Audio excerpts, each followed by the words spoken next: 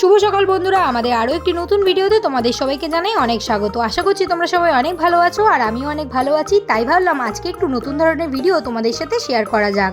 রোজ তোমাদের সাথে পুজোর ভিডিও শেয়ার করি, তাই ভাবলাম বাড়িতে আজকে কী রান্না হচ্ছে সেটাও চটপট জানিয়ে নেওয়া যাক। আজকে করে নিয়েছিলাম লাল শাক ভাজা, যেটা পোস্ত আর বাদাম দিয়ে করেছিলাম, আর করে নিয়েছিলাম নিরামিষ সোয়াবিনের কারি।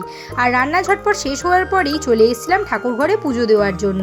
আসলে আমি আমার ঘরে সম্পূর্ণ একা, তাই জন্য রান্নার দিকটা, পুজোর দিকটা এবং ঘরের সমস্ত কাজ আমাকে একাই করতে হয়। একা সংসার করার যেমন অনেকগুলো ভালো দিক রয়েছে, তেমন অনেকগুলো খারাপ দিকও রয়েছে। যেমন অসুস্থ হলে কিংবা তোমার যদি কাজ নাও করতে ইচ্ছা করে, সেই দিনও তোমাকে নিজের কাজ নিজেই করতে হবে। যাই হোক, ঝটপট রান্না শেষ করে চলে এসেছিলাম গোপালদের কাছে। এরপর গোপালদের সেবাটা দিয়ে নেবো। তোমরা যারা রেগুলার ভিডিও দেখো তারা অবশ্যই জানো যে আমরা এই ঘরটায় কিন্তু ভাড়া থাকি, আর এই বাড়িতে আমি আর আমার বর দুজনেই থাকি, আর কেউ থাকে না। কিন্তু গোপালদের ভুললে চলবে না, কারণ আমরা একা থাকি না, আমাদের সাথে থাকে আমাদের গোপালরাও। আজকে ভিডিওটি এখানেই শেষ করলাম।